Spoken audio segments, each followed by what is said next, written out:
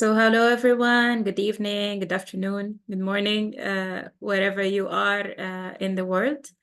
And today's session is a session that we're really excited about. It's a session that we did not initially plan to have in this level of training, but when we had the first training session with you guys about the open research workflow, we saw that you were very interested in OSF on how to get involved with it.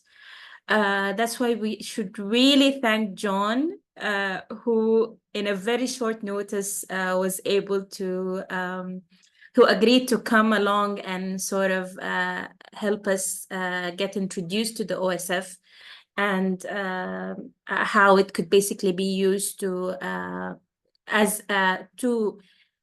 practice the open research workflow.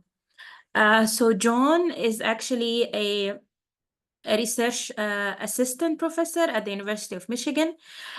His research focuses on social, biological, and environmental drivers of severe respiratory illness.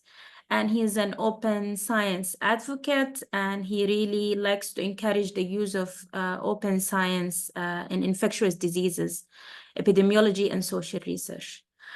So I'll give the floor to you, John, and please go ahead. Yeah, thank you so much. Can everybody hear me okay? Yeah, perfect. Okay, great. Well, thank you for that nice introduction, Lamis, and thank you to you and Emmanuel and all of you guys for having me here. A bit short notice, but I think this just shows I'm always excited to talk about open science and ways that we can do more transparent research. And so really happy to be here with you guys to talk a little bit more about kind of the OSF platform and how it can be used to help improve or make research more transparent, but also simplify collaborations or kind of interdisciplinary or collaborative project work. So with that, Lamis already gave me a very nice introduction. And so I just want to give a little bit more background. I also want to, point out this is my email there. So if you have questions, following today's, talk, please don't hesitate to reach out. We're coming up to the start of the semester, so I might be a little delayed as I, rush to get my course materials prepped for teaching, but I will get back to you. And if I don't have the answer on something, I'm certainly happy to try to follow up with or connect you with somebody who would. I also just want to show my two cats, Moose and Grover, over there on the right. One or both of them may make an appearance. They are very fond of Zoom meetings, and I am working from home today. And so, as Lamis mentioned, my background is infectious disease epidemiology.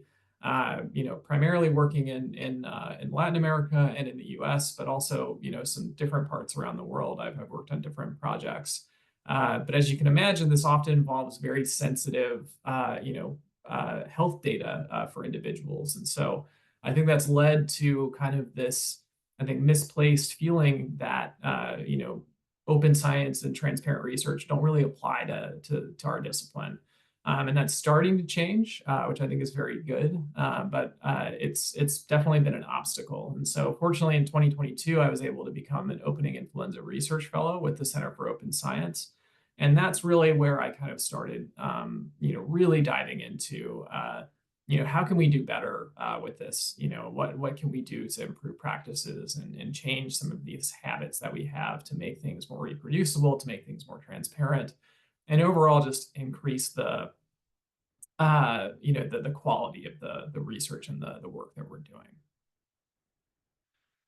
So in this workshop, what we're going to be focusing on is the OSF project, and so that's going to be it's this really nice platform that allows you to kind of organize your project materials, set up a collaborative environment for your research team.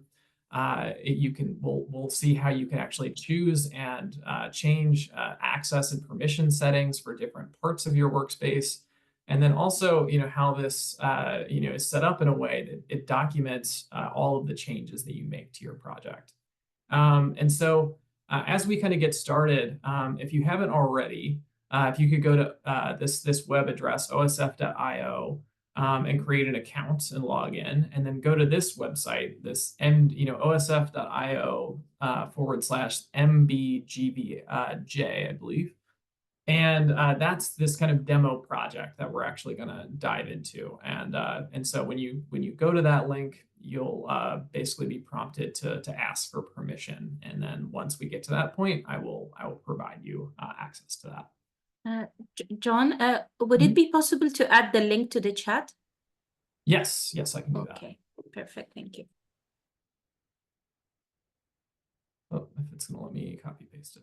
Let's see. All right, let me.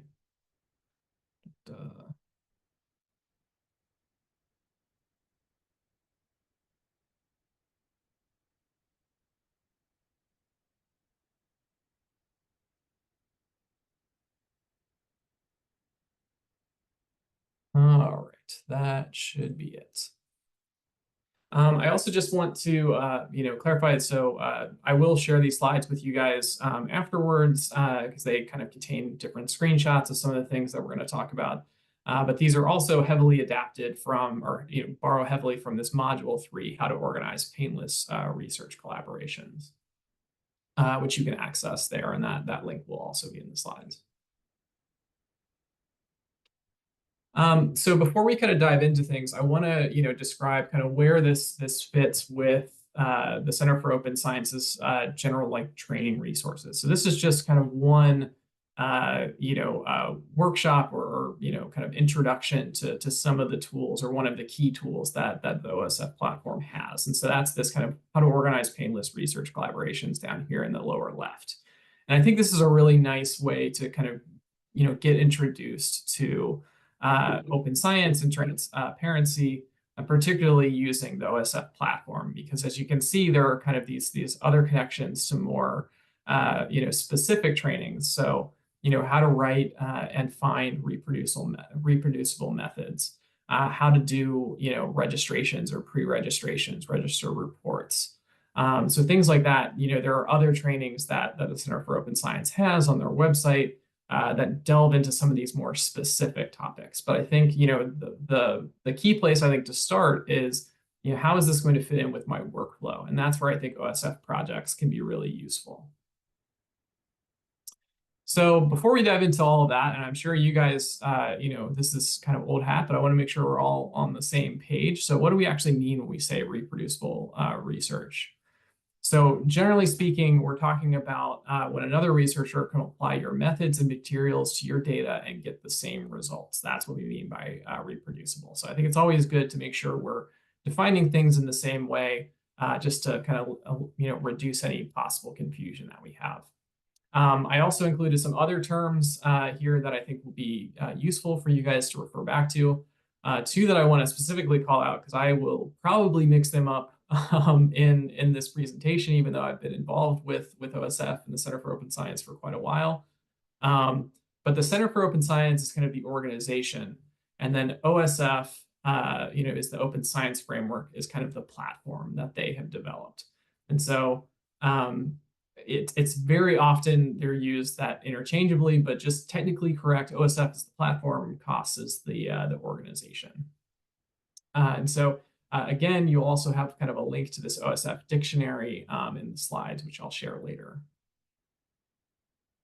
So, OSF, the OSF platform is definitely not alone in the space of open science research platforms. I mean, these are just kind of a small, smattering of some of the different tools that are out there for different aspects of the research life cycle. But what often happens is that, we have kind of our particular and favorite tool for each of these things, say for discovery, for analysis, for writing, then publication, outreach, and then actually assessment. And so for each of these things, we're often using a different tool, but they don't really talk to each other most often. And so I think this is where the OSF platform can be, really shows its strengths, which we'll talk about here in just a second. But I want to start out by just kind of asking you guys, how do you share materials with collaborators? So this can be code, this can be data, a manuscript draft. How do you guys share these materials with folks that you're collaborating with? And if you could just want to, put that in the chat, I'd just be very curious to see how you guys are doing this.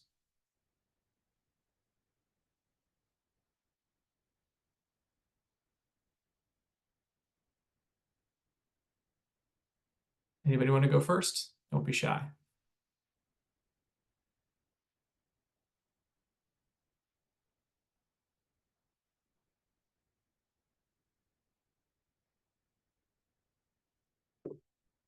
Okay, email attachments, Google folders, a cloud drive, email, WhatsApp.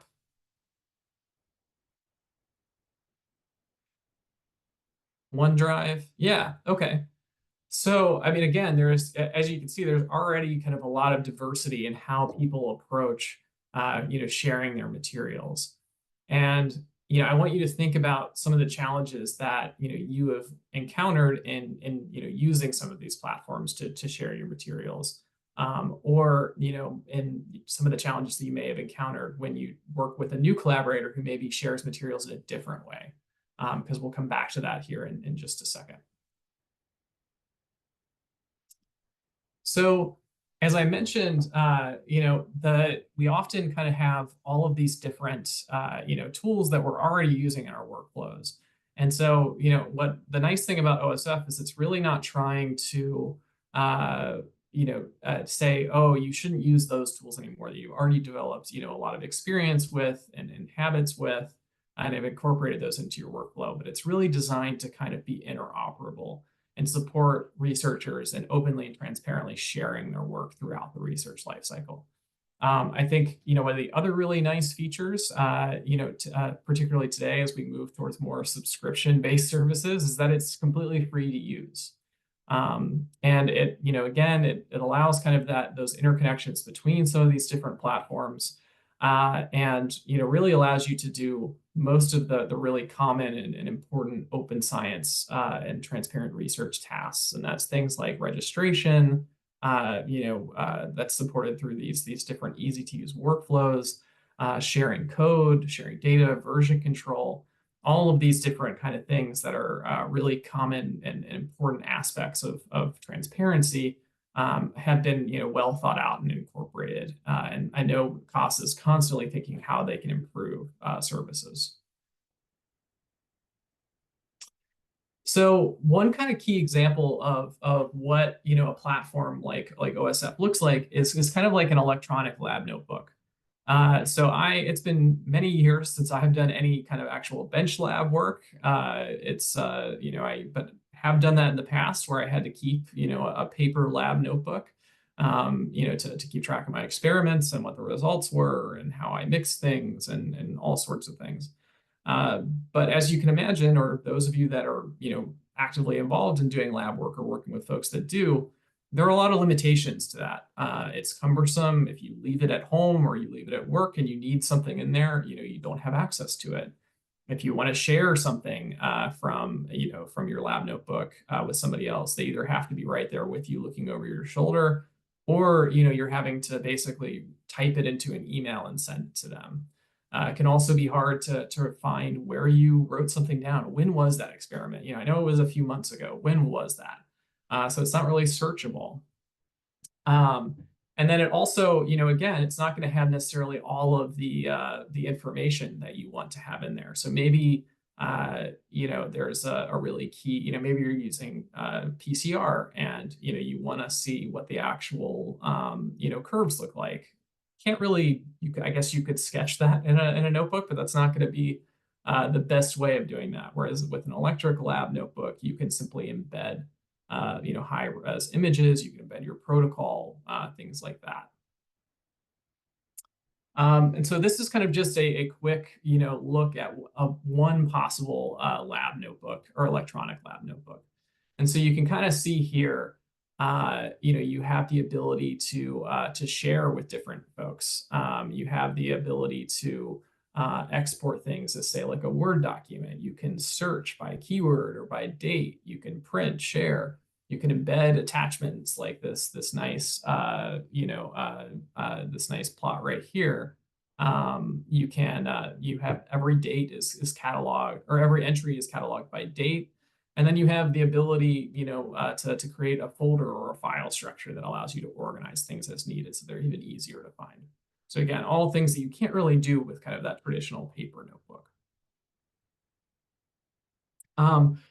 If you're interested in doing this, then I would highly recommend this, this resource from Harvard, where they basically kind of compile, many of the common electronic lab notebooks and update what their kind of capabilities are. And that's the link to it right there, which again will be in the slides. So just wanted to make sure to give that a shout out. As I mentioned, though, and as I'm sure you guys already know, there are definitely cost considerations when you start looking at tools like this. You have some that are that require a paid subscription or are paid, but they have a free version that's maybe good for like a month or something like that. But then you have others that are open source, or things like OSF that's completely free. And so really what OSF is meant to be is kind of this central piece that's meant to support every aspect of the research lifecycle, whether or not you're using OSF primarily for that piece. So maybe you're using you're likely using some other kind of search engine to find do your lit review. But you can integrate that with OSF and kind of document what your search strategy is. Maybe you're not, storing your code there, but you can, link it to GitHub, as we'll see, later on. So it's really about being kind of a central repository to support all of the kind of key aspects that you have in the research lifecycle.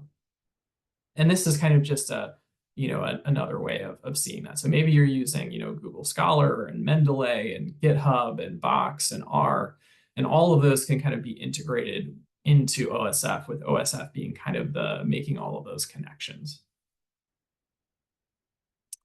That's not to say that OSF doesn't also have tools for each of these things. And so that's kind of what this slide is showing here. So we're talking mostly about OSF projects, which is kind of that central piece, that kind of core foundation piece to support reproducible and transparent research. But there's OSF collections, OSF preprints, OSF registries. So, I mean, a really, wide variety of tools that are available to support open and transparent research. And again, this is kind of just showing that OSF projects, can support all of these things, which is really, really nice. Okay, so let's start getting into the actual, starting to think about OSF projects. But before we do that, when I asked you earlier, what are some of the challenges of sharing materials with collaborators? If you guys want to answer, yes, and Lamis, I see your comment about if you leave the lab, you no longer have access to it. That's a great point. Yes, that having that persistent record is super important. So what are some of the challenges that you guys have run into in sharing materials with collaborators using some of the methods that you've already talked about? So OneDrive, email attachments, WhatsApp. What are some challenges that you run into? Insecurity, yeah, for sure. If you're dealing with sensitive data, most of those are not gonna cut it. They're not gonna meet with IRB or regulatory requirements. Yes, okay, Lamis has already hit my favorite piece, the many versions of a single document. Virus protection. Some might steal the ideas. Paul, that's a great point. We're going to talk about scooping and some things that costs, see, I almost mixed them up there, are doing to reduce that possibility. Some tools that you can take advantage of. Yes, and version control. Those are all great points.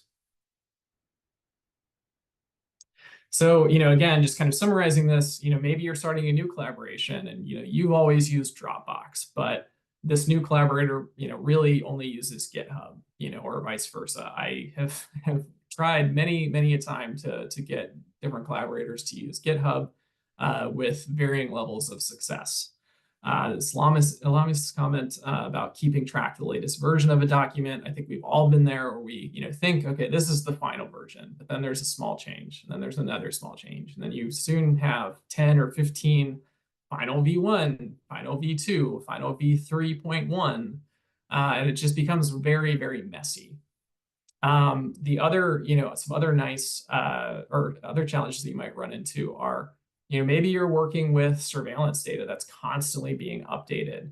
If that requires somebody to actually do a task, you're often not going to have the most up-to-date data with your team, because you're relying on somebody who likely has 8 to 10 other things that are competing for their attention.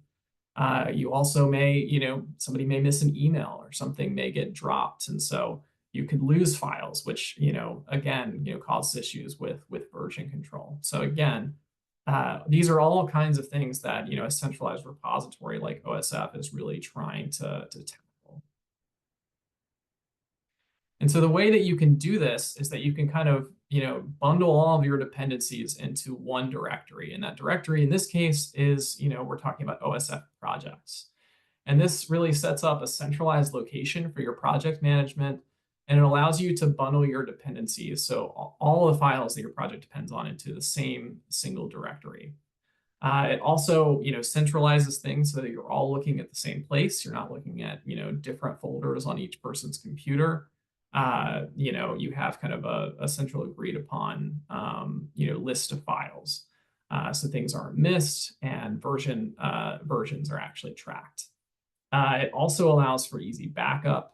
And as Lamis also mentioned earlier, if somebody leaves the lab, you don't lose access to their files because that you no longer have their computer. So if you haven't already, if you can go to this site, osf.io, and sign up very quickly, create an account. It's a very, very fast process where it really just requires kind of your name, an email, and a password, and then you'll get a confirmation email, and then you should be able to sign in. But while you guys are doing that, I'll start kind of going through setting up your profile and things like that. But if you already have an account, it'd be good to just click sign in, and you can kind of follow along. So when you first sign in, this is generally going to be the first screen that you go to, which is your dashboard. And what you can see here is that you basically have a list of all of your different projects down there below. And so you can click on one of those projects to actually go in there and start working on it, or you can create a new project, or as you kind of develop more and more, you may have to search to find one. But first, we're going to take a look at what the profile actually does. And so if you go up to that upper top right, the drop down where you'll see your name, and then click My Profile, it'll take you to this screen. And this is kind of your public-facing profile on the OSF platform. And so this is, I think looks fairly familiar to folks if you're, on LinkedIn or Facebook or Twitter or things like that, where you kind of have your, or GitHub as well. You have your public projects down there in the bottom left. You have your public components, which are a way that you can organize your projects or organize within your projects. But you also have things like your social media. So you can add your work ID, which is kind of this common identifier for researchers. You can add your Twitter, your GitHub, your LinkedIn. And you can also do add things about your employment, your education. And then it contains a little bit of information about you and your level of activity on the platform. So Eric Olson is relatively high up at OSF, so you can see he has a lot of projects and a lot of activity points. And that's kind of similar to what you would see on GitHub, where if you have a very active developer, they're going to have a lot more of those, those different badges and activity points as well. So again, as you kind of sign into OSF, you're going to be taken to your dashboard. And this allows you to find your projects. And this is going to include both your public and your private projects. And we'll talk about, making private projects public and vice versa when we actually start playing around in the demo project. Generally, it's your most recent project on top, which I believe is the project you last edited, but I could be wrong on that. I'll have to confirm that. And really, you can make as many projects as you want on OSF. There's really no limits. And we'll talk about some of the advantages of this and, creating kind of an organizational structure within your project here shortly. So a project is really a flexible workspace. It's kind of the highest level of your organization, and from there you can nest projects within projects as components. And there's really, again, no limit to the number of projects. And so this is kind of just an example repository or example project like we'll see here shortly. So when you do want to create a new project, so you go to your dashboard and you click on this green button, create new project, and then that's going to take you, it's going to have this pop-out screen. And so you enter a title. You may have an affiliation there. I don't believe most folks do not, but some do. I think it depends on the organization that you're registering with. Then one thing that I do want to call out is kind of the storage location. As you guys might know, there have been some recent there's been some recent legislation that has changed privacy rules related to data and privacy and security, particularly in the EU.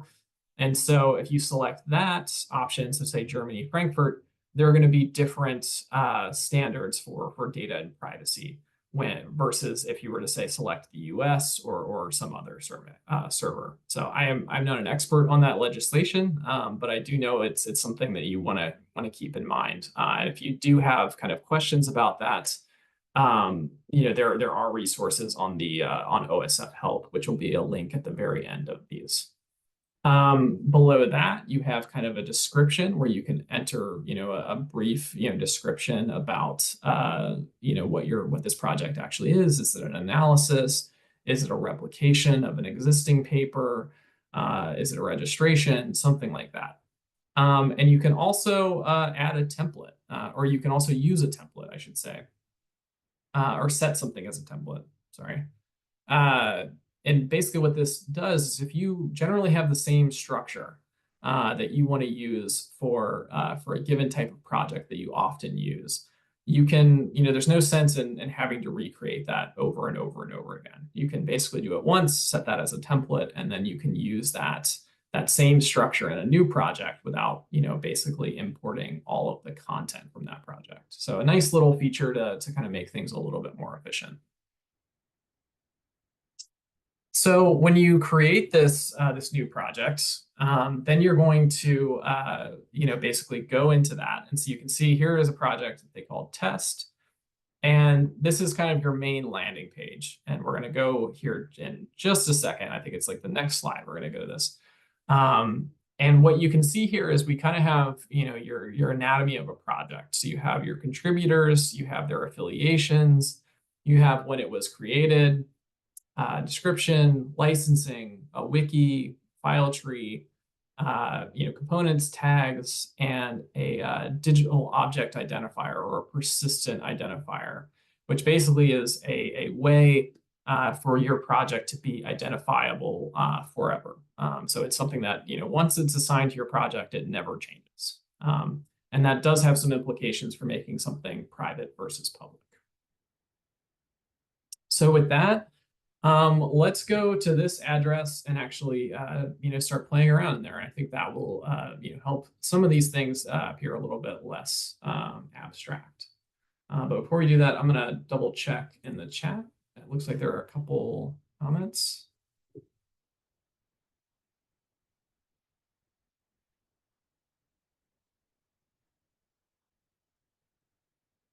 Yes, I will. I will share my screen while I'm explaining.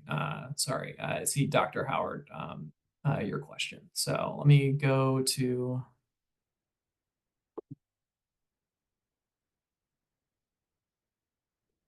Share my screen again.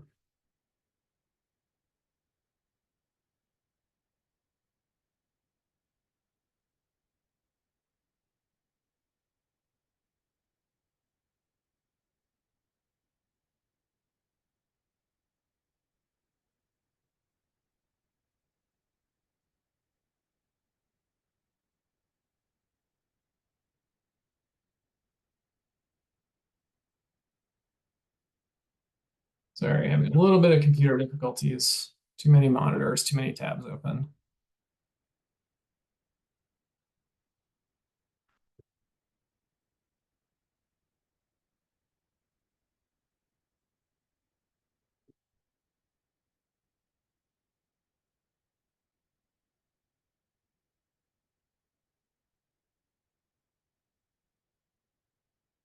All right. Are you guys all seeing the web browser now? Perfect. All right, so here is a project that I created just a couple of days ago called the RN Demo. Yes, and so you can kind of see that this is kind of the same main landing screen that we went to at first. Okay, great. And so the first thing that you'll notice is that we really only have one contributor right now, and that's me. And so you can kind of see right there. And so the reason why, or one nice thing about these contributors is when you add folks to them, you can then look over to the citation and you can see, okay, here is a readily formatted citation for this OSF project that's ready to go. It could be put into a manuscript or a presentation or something like that.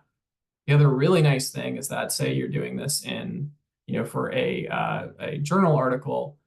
There are many other styles that you can find here that are already built in. So you can see here, American Journal of Physiology, all sorts of different things.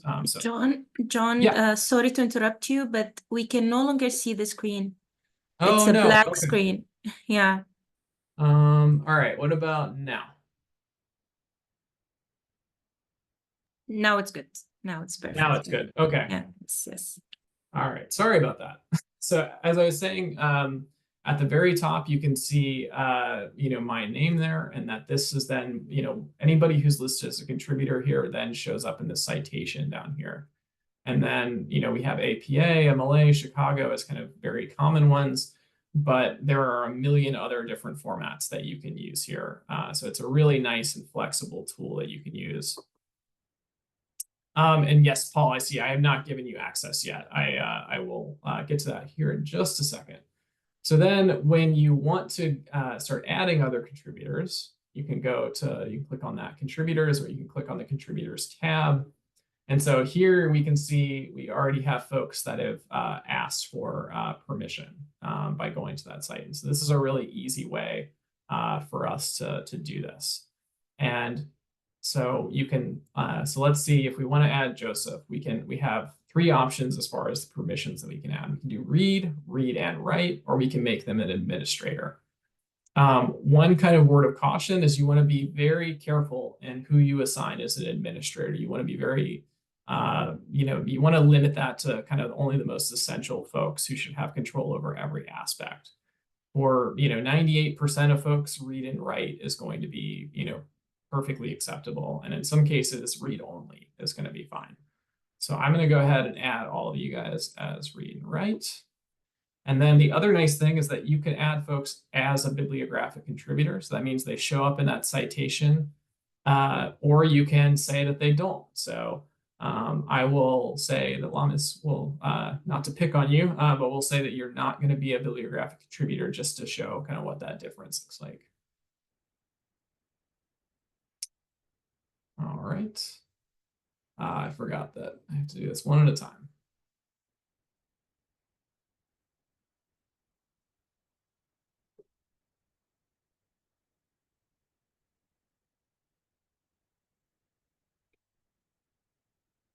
Whoop. Can't click on the right thing. Another nice feature is that, say you want to share, your project with somebody, but you don't, want to necessarily, they're having trouble, requesting access or something like that. You can create a view-only link and then share that with them. And that will allow them to actually look at your project, but they won't actually be able to edit anything with your project. So let's go back to our main page and see what that did. So if you look at the top now, it's not just me, but we have Joseph, Bakari, Paul, and Sarah. You'll notice that we don't have Lami's because remember, we didn't add her as a bibliographic contributor. And so then when we go down here, we can see that now everybody is represented, or at least all of the bibliographic contributors are represented in our citation. So now that we've got our our contributors going in there, and if as other folks request, I'll try to keep an eye on this for a day or two to add you, so you can kind of come in here and play around a bit. Let's start looking at some of the other aspects or the other features of the OSF project. So we can see the date and the time that it was created. We can see that it was when it was last updated. Lamis, that's a great question. When should someone not be a bibliographic contributor? I tend to be pretty generous in this. Like it's a rarity that somebody is not, but say somebody's not really contributing to something, but they're using they need access to a private project because they're using it, or they're using the structure, or using some tool for a different project. You might give them read or read write access, but then since they're not contributing, but they're just using the resources there, they wouldn't necessarily be a bibliographic contributor. But that really is kind of something that would be up to your discretion, and so that's something, and you can change the settings later on. So if you go back to, I clicked on registrations. That's not what I wanted. So let's go to contributors. So all I have to do is check that box and then click Save Changes. And then now Lamis is a contributor and shows up in the citation. So yes, it's always something that you can go back and forth as many times as you like. Okay, so we've talked about contributors. We've talked about kind of the date created, updated. I should also say, you have this nice box down here in the lower right, where you can kind of actually see a record of all of these changes. So, that last change that I made non-bibliographic contributor, Lamis, a bibliographic contributor on RN demo. It gives the date and the time. So it's a nice, running record of everything going all the way back to when when you actually create the project. So another thing that you have down below the date is you have this category. And so it's by default just kind of created as a project. But you could change this to something like analysis, communication, software, methods and measures. This isn't the most important.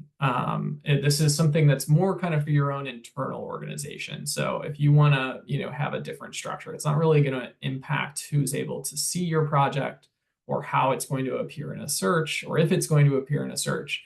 It's more of, how do you define this in your own organization? Is this a project? Is this an analysis? It's really up to you. So I don't want you to get too hung up on that, but that is something that you have control over. Here is that kind of description field. And so this is a very, very brief description, obviously, just an introduction to OSF Projects for the African Reproducibility Network.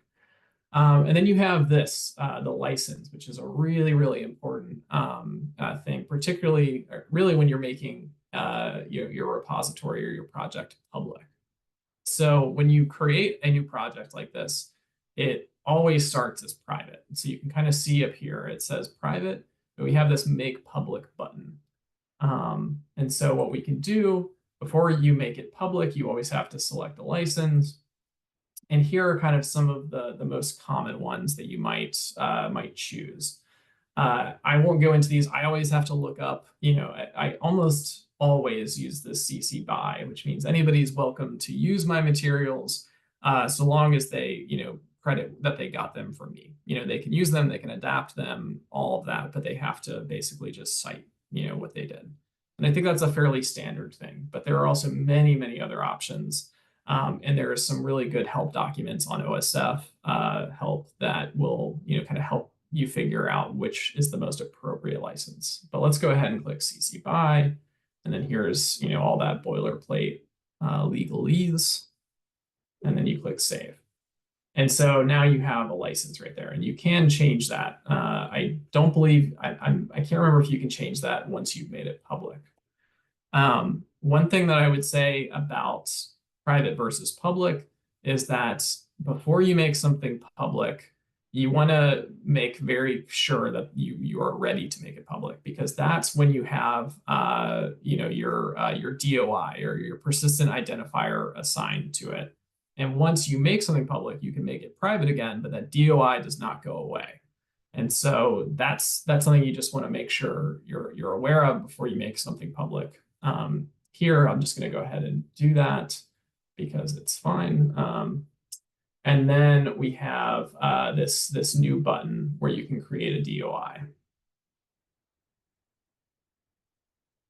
And so now we have a persistent identifier assigned to this project forever, which is great. All right. So I know I've kind of thrown a lot at you guys, and before we kind of move on into the wiki and the file structure and components, things like that, I want to just take a second. Does anybody have any questions on anything that I've gone through?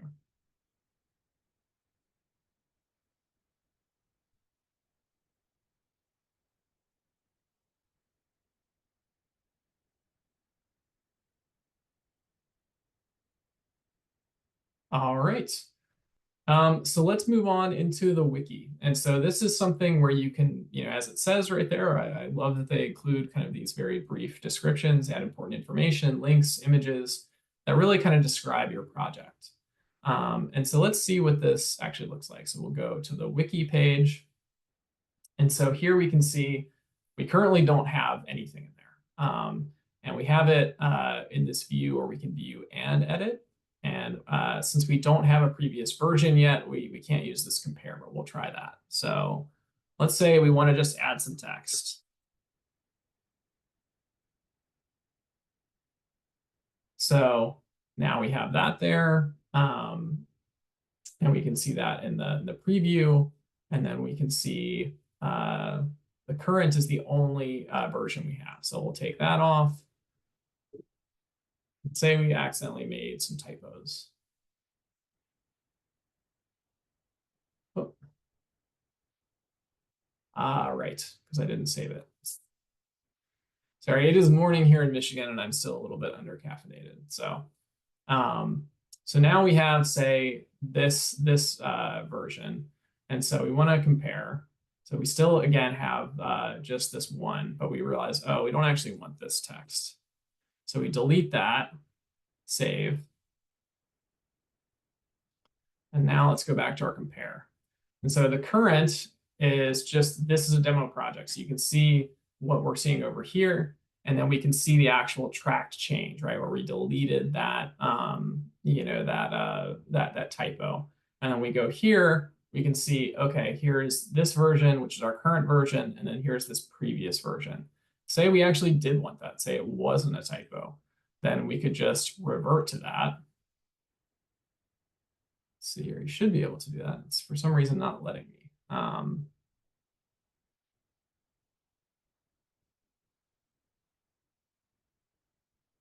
Well, anyway, sorry, it's not working quite how I remembered it working, but there we go. It's the revert button. And so you can just do that, or should be able to do that.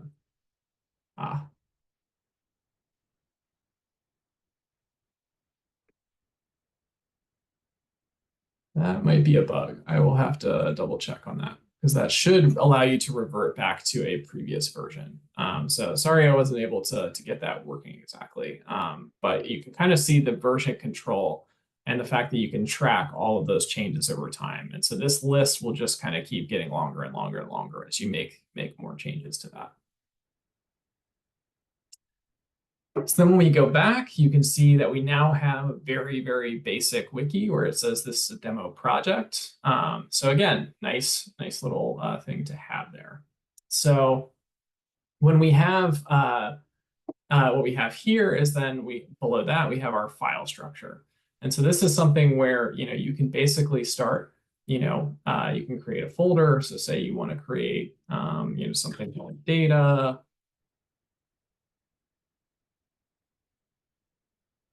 And so now you have a new folder underneath in your OSF storage just for data. Can you rename the different versions? That's a good question. I would have to look at that. I don't believe so. I think it's kind of uses that username and kind of the date and time as kind of a stamp. So I think that's fairly standardized, but that's something that I can definitely double check. And so this is a way that you might, do this, and then you can upload, say you want to upload something here, you can upload, I don't know if you can actually see this, but you can just like you would do normally, upload a file from your computer, you can drag and drop.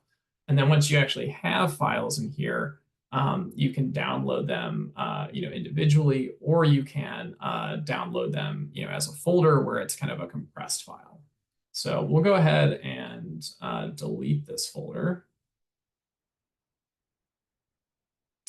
Because one of the other really nice things that you can do is you can also organize your project by adding a component.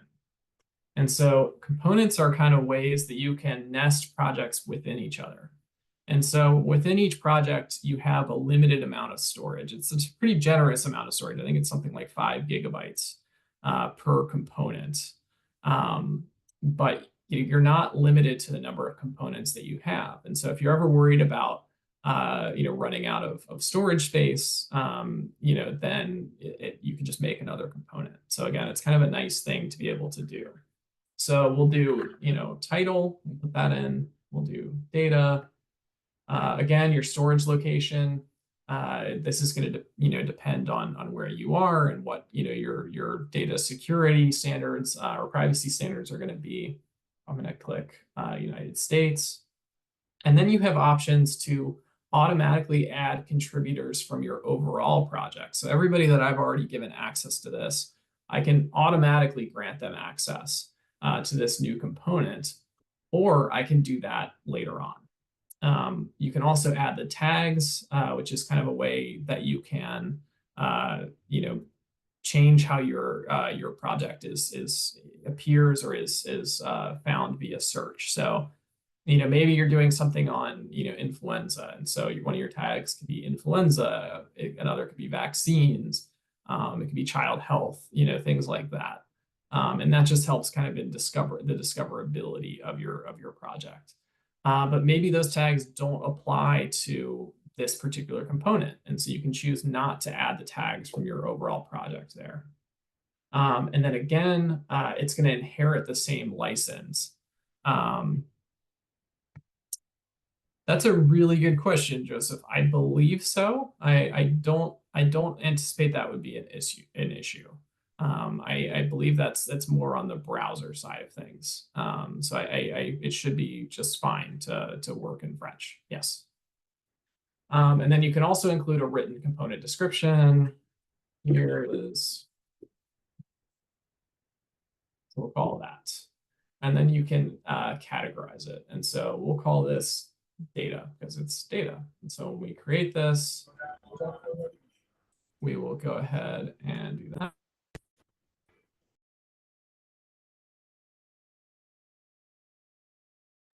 Sorry, John, you've been muted by mistake. Oh, no worries. Where did you no, I was trying to mute someone else and I clicked. Okay. I understand. But since I am now unmuted, I wanted to ask a question. Like, could let's say Aaron, as Aaron is like trying to do a project that involves many let's say many local network leads, for example. So could the component be each lead have a component? Does it work like that? Okay. Yeah, so it really is kind of up to you how you use them, but you can kind of think of components in two ways. They could be little, aspects of the same project, or they could be even projects in and of themselves that are, so maybe, you run, you have like a large lab group. And so you're working with multiple students and staff on different projects. So maybe you create a project for your lab group, but then for project one, you make a project one component. And then that way, only those people working on that project, are really working, are given access to that, or given read-write access to that. And then you have project two, project three, project four. And so again, yeah, it's really kind of up to you. And I will include some links at the very end that show different, example file structures of how you might set up a project. And so one thing that I'll say right here is that, you can see I chose not to inherit the same contributors because I wanted to show you what that looks like. So let's say we want to start adding folks to this data tab. So this should look pretty familiar, right? Like this looks almost exactly the same as kind of our main project workspace. The main difference is going to be that you can see up here, it's nested within this RN demo. And so if you want to get back to it, you can click this arrow right here, or you can click this, and now you're back to the main page. But everything else is the same, right? Your license is the same. Your description is what we named it. It does get its own wiki. It has a citation, and it even has its own kind of file and organizational structure. And look, you can even add components to components. And so again, it's a really nice and flexible organization structure.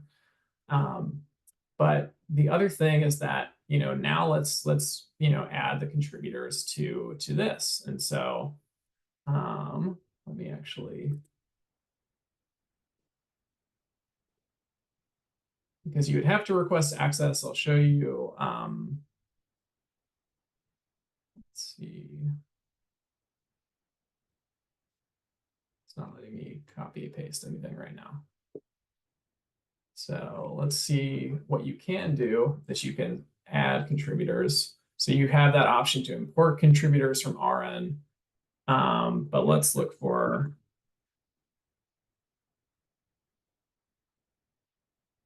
and so now we found Lamis. And so again, the same kind of options. We want to make Lamis a bibliographic contributor, or what permissions we want. We're going to keep those the same. And so now we have 2 contributors, and we'll go back to our data, our main, page for that. And now again, we've seen, that Lamis has been added as a contributor to this. So that's kind of how components work, and give you a lot of flexibility for, adding organization, adding structure. The other nice thing is that if you notice, while we made our overall demo private or public, so we can make it private again, when you create a new component, it still defaults to private. So we still have not made this public. So anybody can discover the main RN demo, but they can't discover this data component without getting access.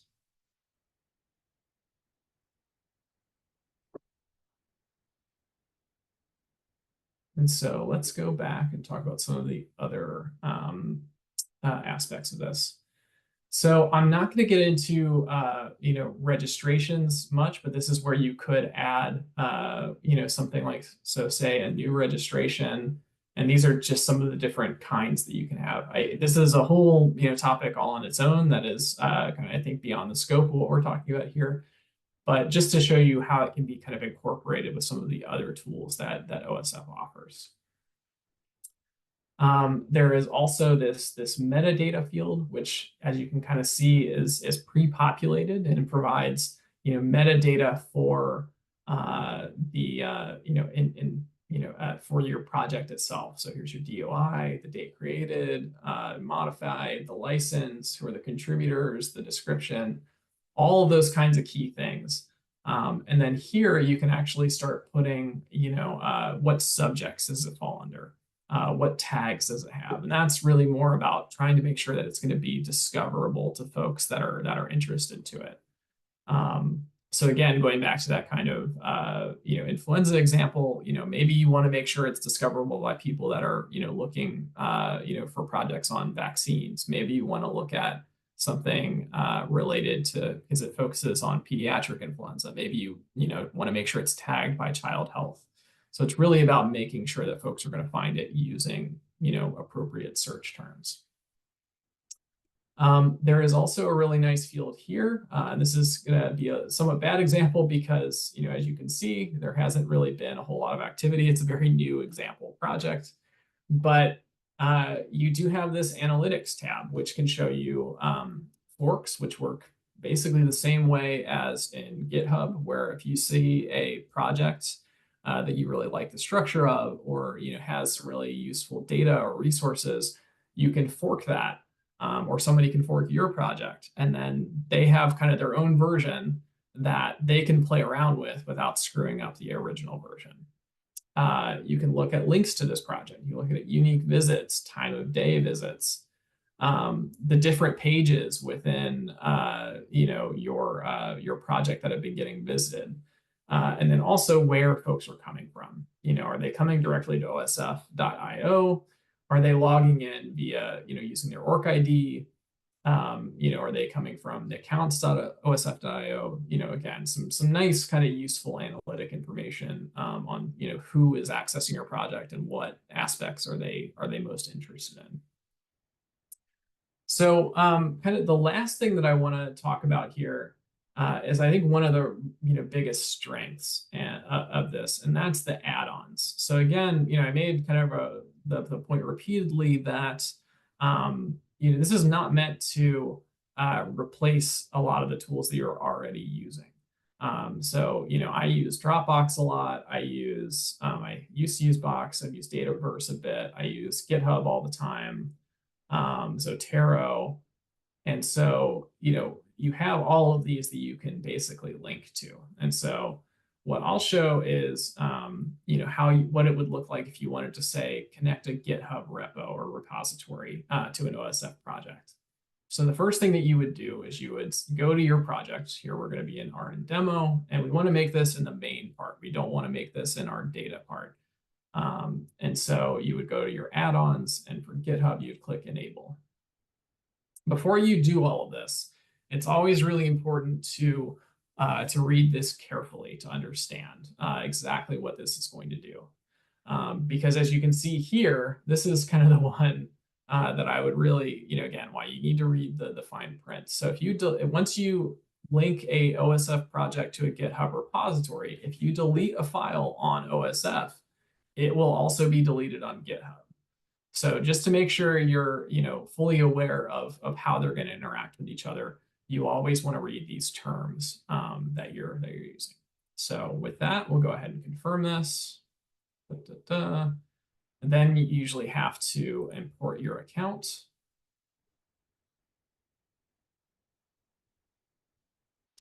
And so now this is linked to my account. And so you can kind of see just some of the GitHub repos that I have. And so we'll go up to this OSF demo, and then we'll say save. All right. You also have the option to create a new repo directly from this option, but I rarely do that. I usually create the repo in GitHub first. All right, and now we can see, okay, we have our data component, we have our main RN project, and then now we have this GitHub repository OSF demo. And you can see there's kind of the common components of a GitHub repo. You have your git ignore, you have a data folder, you have a script folder. I coded R, and so I created this, using an R project structure. So if you don't know what that is, that's okay. But let's take a look at, what you're able to do. So I have this R script file, this explore.dat, and I've had this be a little bit glitchy in the past, but let's see. You should be able to actually see the code. Fingers crossed. Just thinking about it. There we go. And so you can actually view, our script files in your file. No worries, Thomas. Thanks for joining. And yeah, I'll make sure everybody has access to these slides. So that's another really nice thing, is you can actually see what's in a script file before you download it. You can also look at data. So this is just the empty cars, a little toy data set that exists in R, just saved as a CSV file. And once it loads, you should be able to see what the actual file looks like. And so you can actually see, all the rows and columns that you have. You can scroll through it. You can filter a little bit here. And so again, it's just kind of a nice little preview that you have.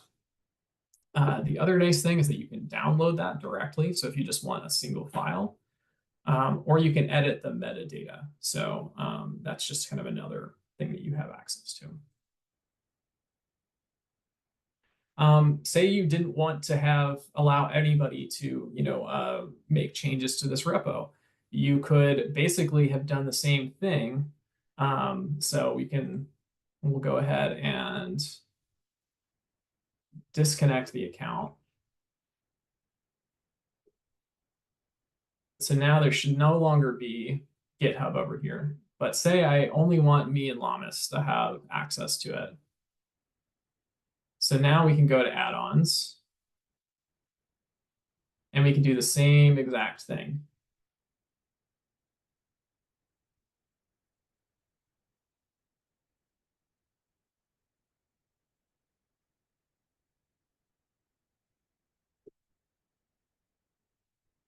And so then now this should show up under the data files. So here we go. But it shouldn't show up when we go up to the RN demo. Well, you can see it here, but it shouldn't be accessible to anybody but because I have access to it. It should not, most of you guys will not be able to actually access it. So again, just kind of another way that you have control over this. So that's kind of a very quick overview of all of the different capabilities of of OSF projects. I'm going to go back to my slides just to kind of close things out. And then I'd love to open up for any questions. Just give me 1 second while I get this working again. All right, is everybody seeing? Oh, wait, I have to actually share my screen.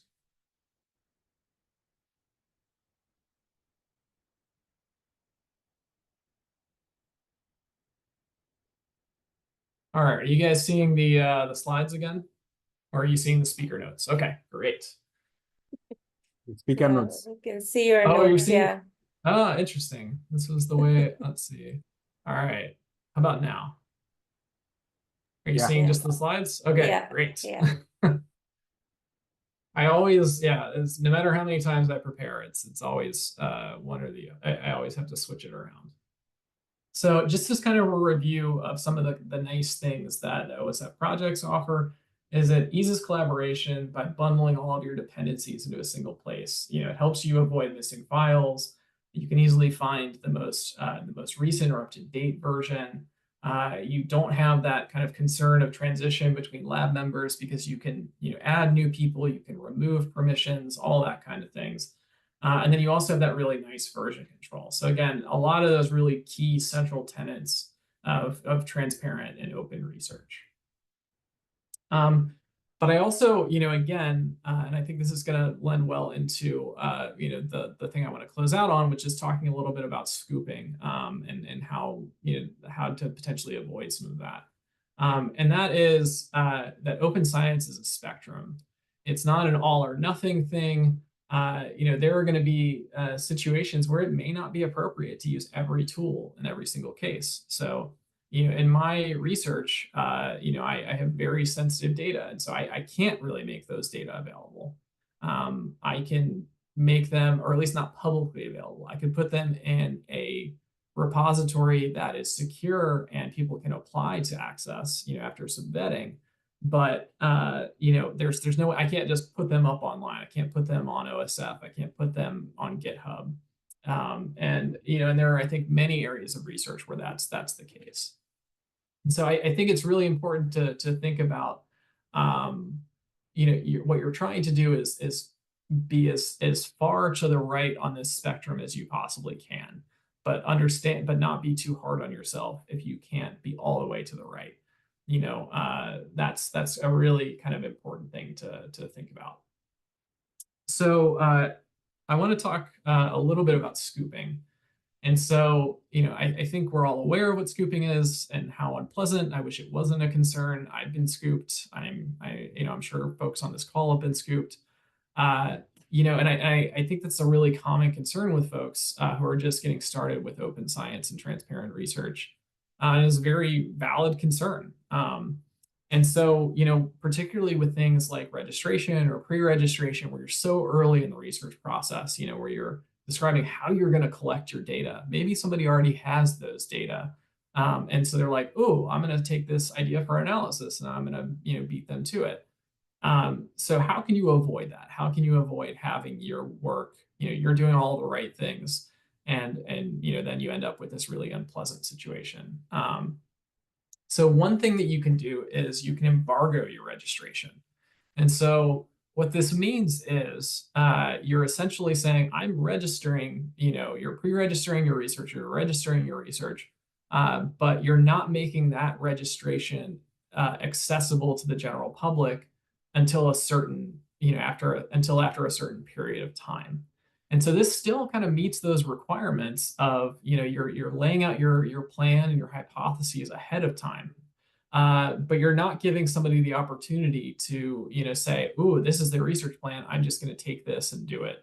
Like I have an army of postdocs that can knock this out in a week. So that's a really, nice feature that you can and should take advantage of with registration. And so really what this does is it allows you to hide the details of your work from the public for a period of time. And you can end this early at any time.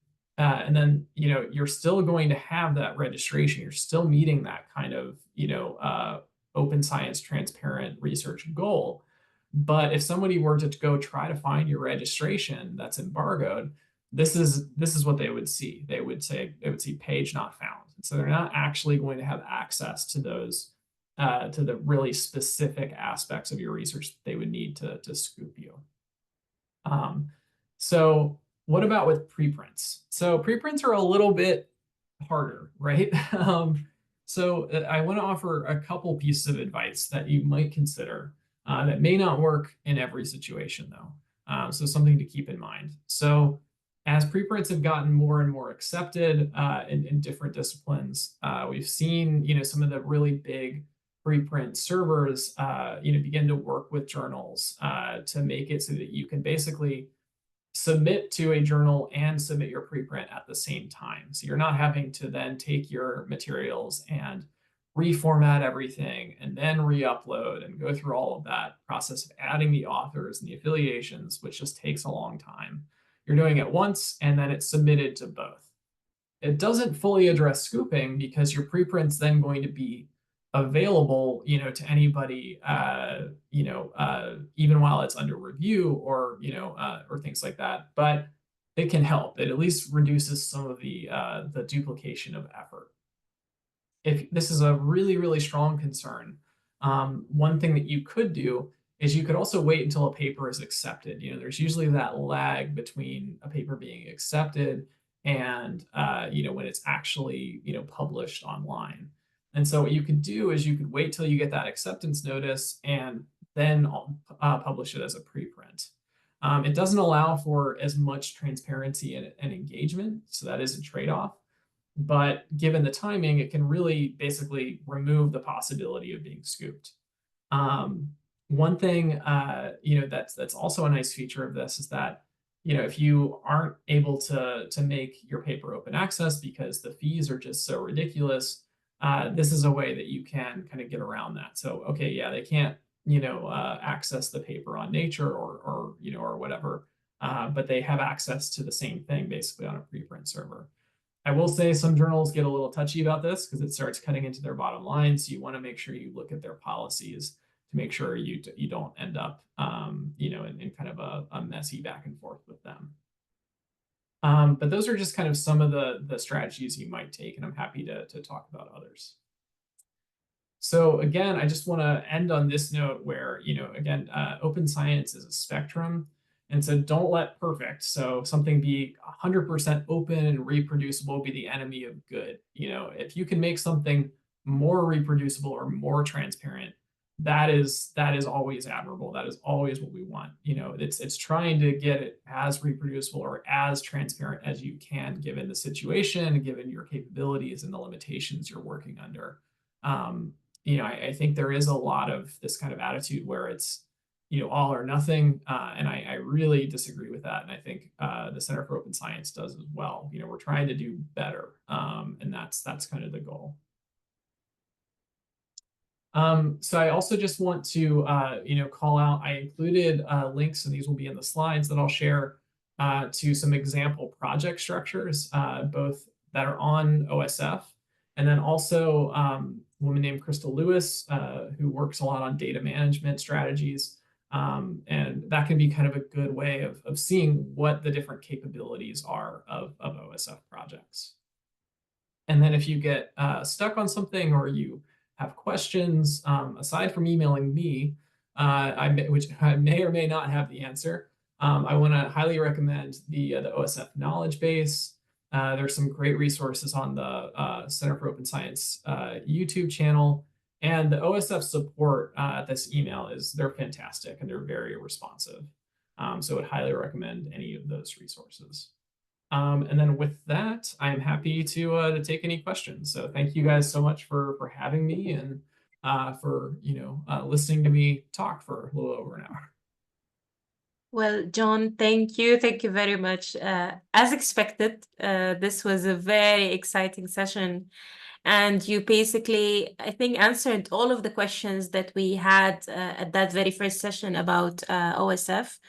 And what I also love is what we're also trying to like tell our trainees is that exactly open science is a spectrum.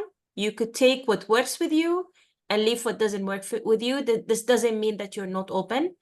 And one important thing is that, you know, open science is still novice in Africa. So we really don't know what would work and what would not work. So I think what you said in those last slides are priceless, to be honest, and it's very important, you know, so that we don't feel, for example, if I did not pre-register a study, that doesn't mean that I'm not open.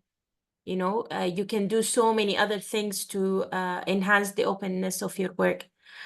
So thank you very much for that, John. Thank you very much.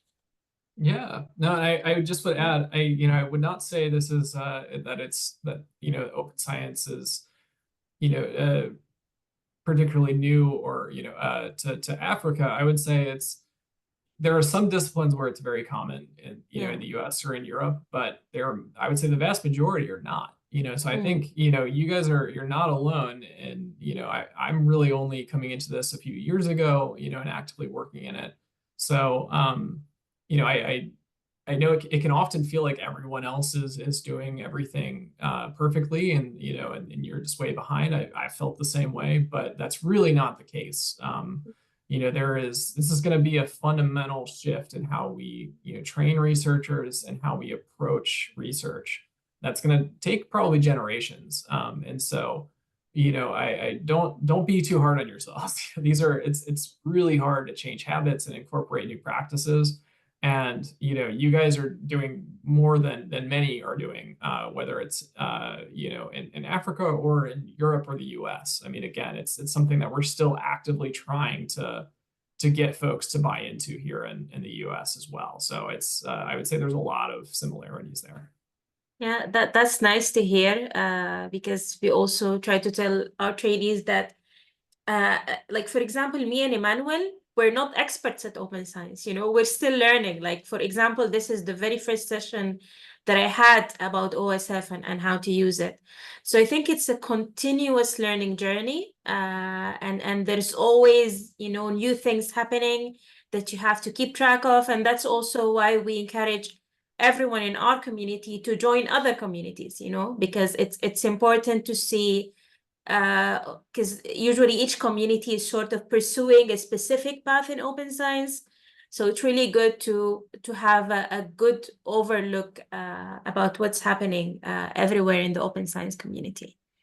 Definitely. And I just would say, you know, it can also be, there's so much happening with it, they can be a little bit overwhelming at times. And so I would just encourage you guys not to get discouraged, you know, and, you know, take what you can where you can, and and that's enough, right? And if there are folks that are gatekeeping and saying, oh, if you're not doing it exactly this way, then you're not doing it right at all, just pay them no mind. Exactly. It's not Forget worth about it. them.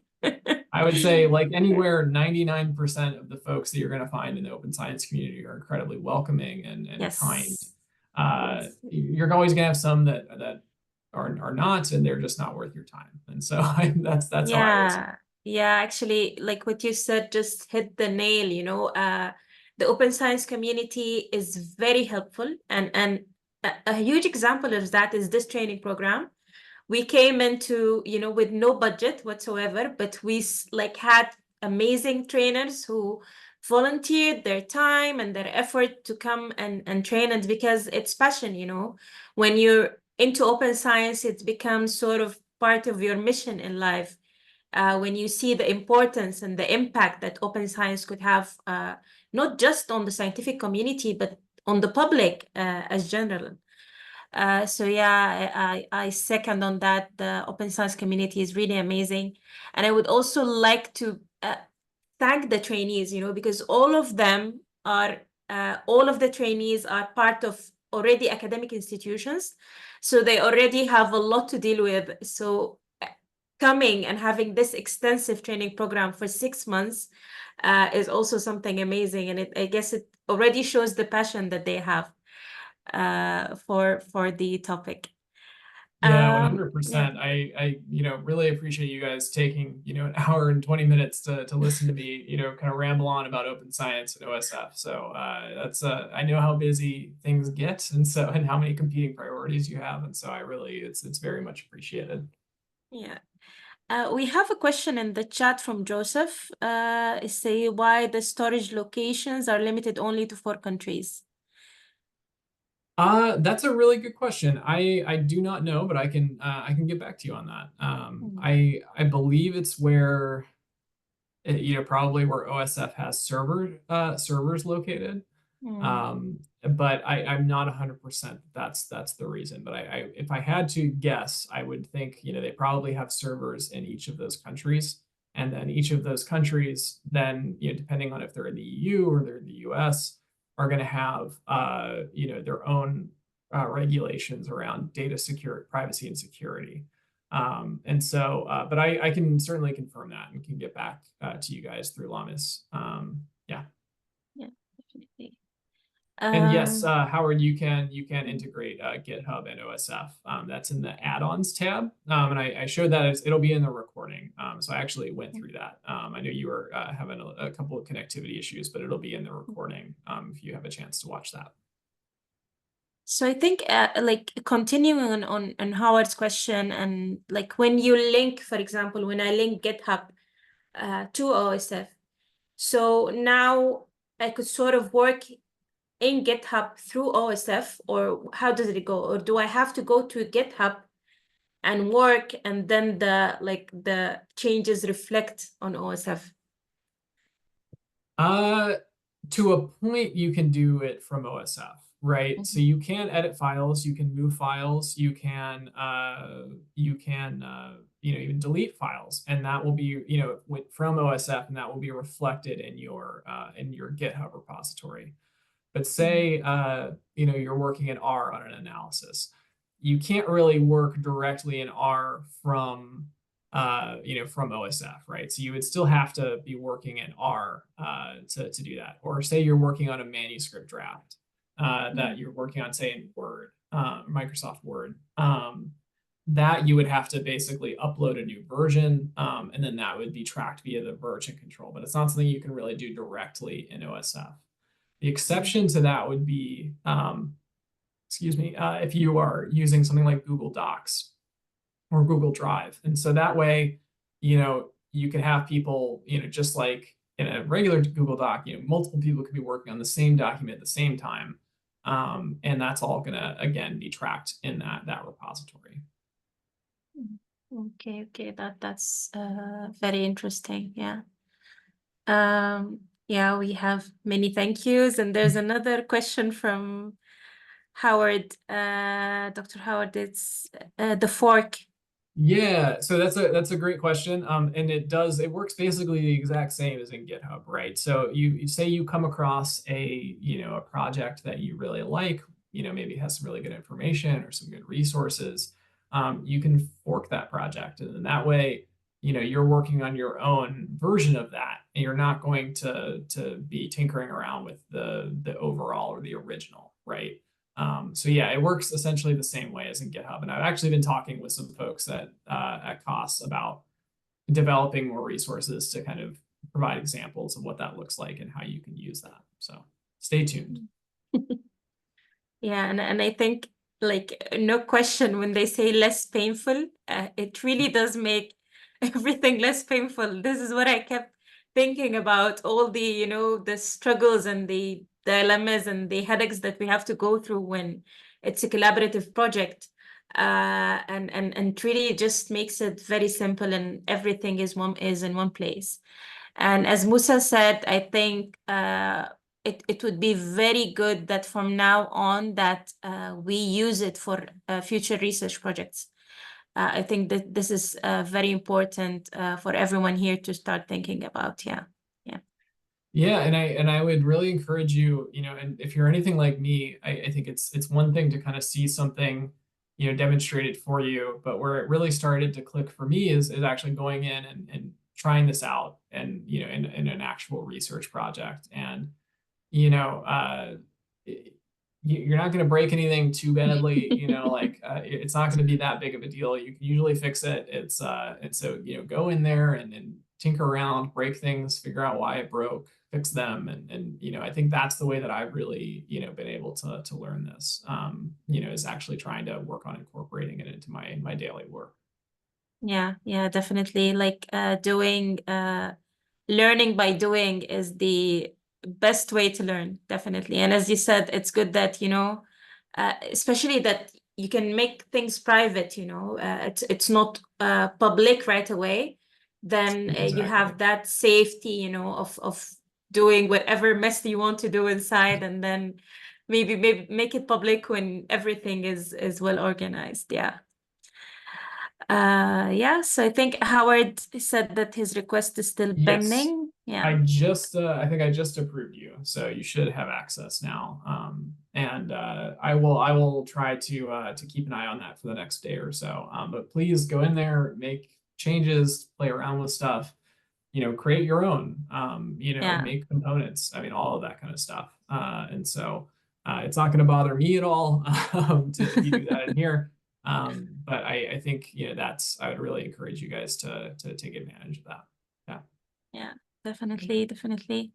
So if there are no other questions, and we're right on time, which is really amazing. So I think thank you, John, very much. This session was simply amazing. We cannot thank you enough. Thank you so much for having me. Yeah, thank you very much. It was a pleasure, definitely. And okay, folks, so we can close the curtains on this session and see you on the upcoming trainings. Thank you, John. Thank you, everyone. Thank you all. Take care. Thank you, Lamis. Bye-bye. Bye-bye, Zoe. Bye. Bye-bye. Bye, Lamis. Bye, John.